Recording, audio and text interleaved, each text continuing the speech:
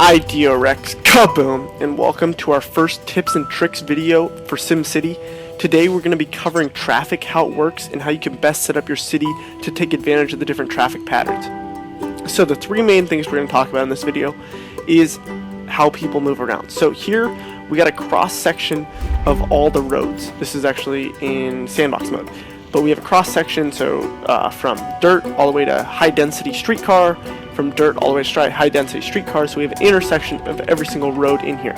There's the first thing we're going to show you how that works. Second thing, this is a miniature model of a city. I'll explain that later, and this is how people flow on a daily basis. This is what it will show. Over here, we're going to show you the difference between different intersections and how people interact with them. It'll make sense if you watch the video. So, first step, we're going to go to here.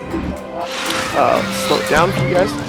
Now, we're going to start from small, and basic logic is the bigger the road trumps it, and avenues trump everything.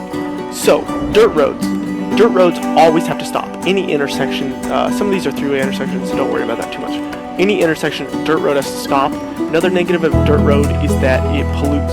So when you run sewage under a dirt road, because all sewage flows through the pipes under roads, it leaks through and causes ground pollution throughout your city. Hey, it's just something to know. So there's that. Now, roads trump each other. So dirt road, you can see right here, two stop signs because we're hitting a medium density street. The medium density does not have to stop. Now, this same thing, this is a low density versus medium density street.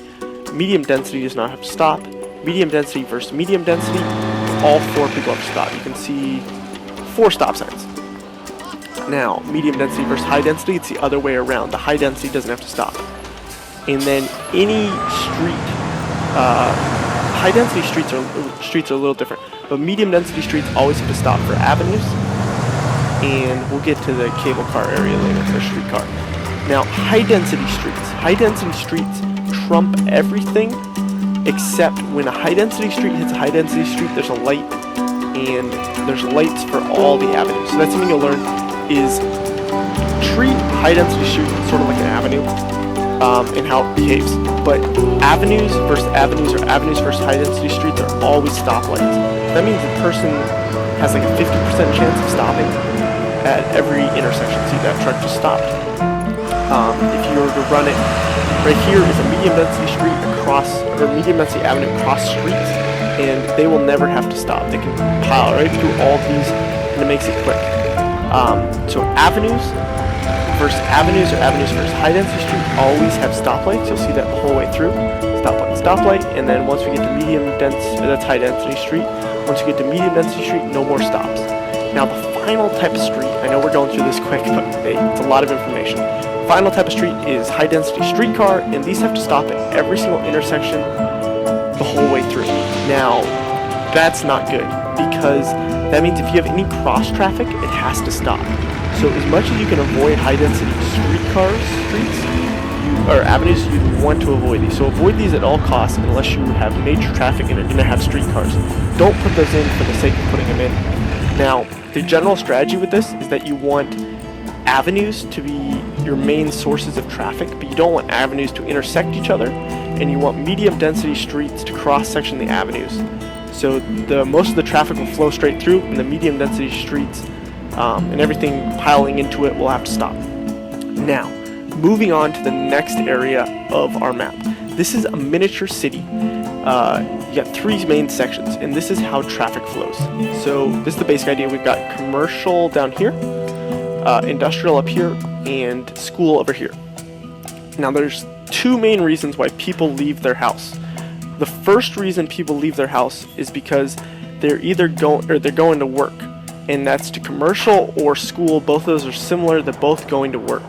The other reason is for commercial.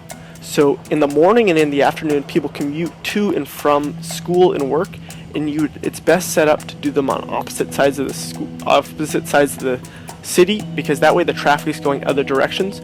The commercial is actually random what time of day they do it. I saw a guy earlier today going for a hamburger at 6:30 in the morning, which doesn't make sense, but hey, SimCity does crazy stuff.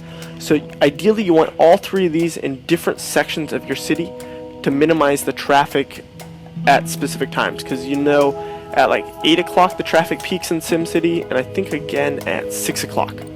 Now the final thing we want to show you in this video is 3-way versus 4-way stops.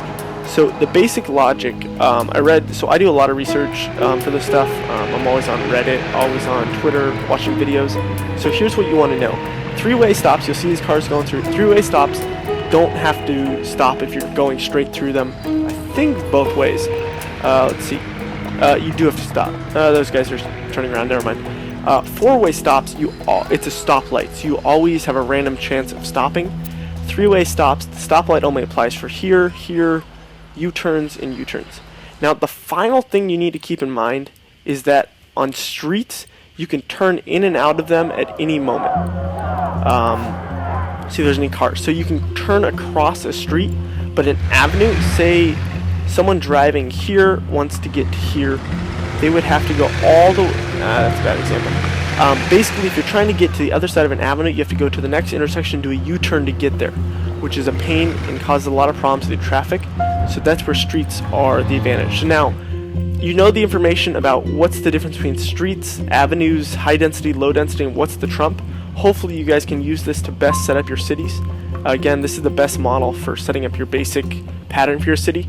But again, this is up to you. You'd want to use 3-way intersections, spread your industry, your commercial, your schools, and use avenues and high density streets for the major traffic, and then only intersect them with low density, medium density streets. So there you guys go. Hope you guys enjoyed this video. If you did, please subscribe for future videos and let me know what else you want me to research and post videos about. It's been your boy IdaRex. Peace!